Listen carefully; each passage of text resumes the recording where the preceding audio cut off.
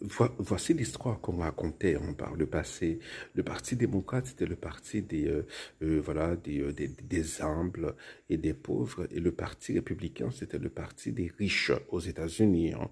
Et ce que l'on voit aujourd'hui, c'est l'inverse. C'est que, alors c'est une question de perception, je ne dis pas que c'est la vérité, mais voilà, le Parti républicain est perçu comme le parti des humbles, comme le parti voilà, des oubliés de la mondialisation. Et le parti démocrate, c'est considéré comme le parti voilà, des riches, hein, le parti de Wall Street, le parti voilà, des gens qui ont de l'argent et qui ont une mainmise comme ça sur l'appareil du parti, hein, voilà, en filigrane comme ça. Ce sont les critiques de gens comme Bernie Sanders. Et alors, il y a deux week-ends, hein, il y a eu un mariage. C'était une très proche d'Hillary Clinton, une jeune femme qui se mariait. Bon, c'était en seconde noces. Et c'était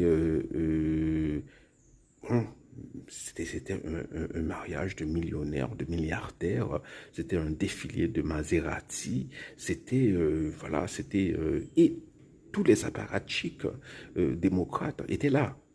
Voilà, tous les mecs qui disent qu'ils se battent pour les pauvres. Alors, on va pas faire de la démagogie et opposer les riches aux pauvres.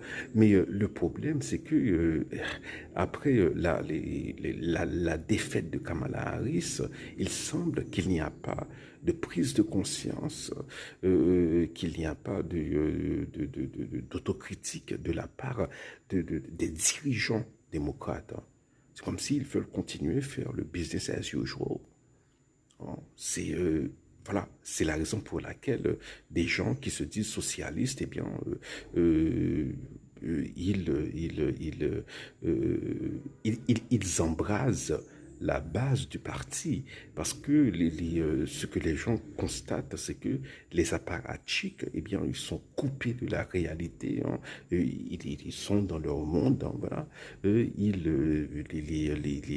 Donc les gens qui comme Mamdani, hein, sont perçus comme des gens qui défendent la cause des plus petits, hein, la cause des pauvres, ce qui était censé être le rôle du Parti démocrate. Voilà.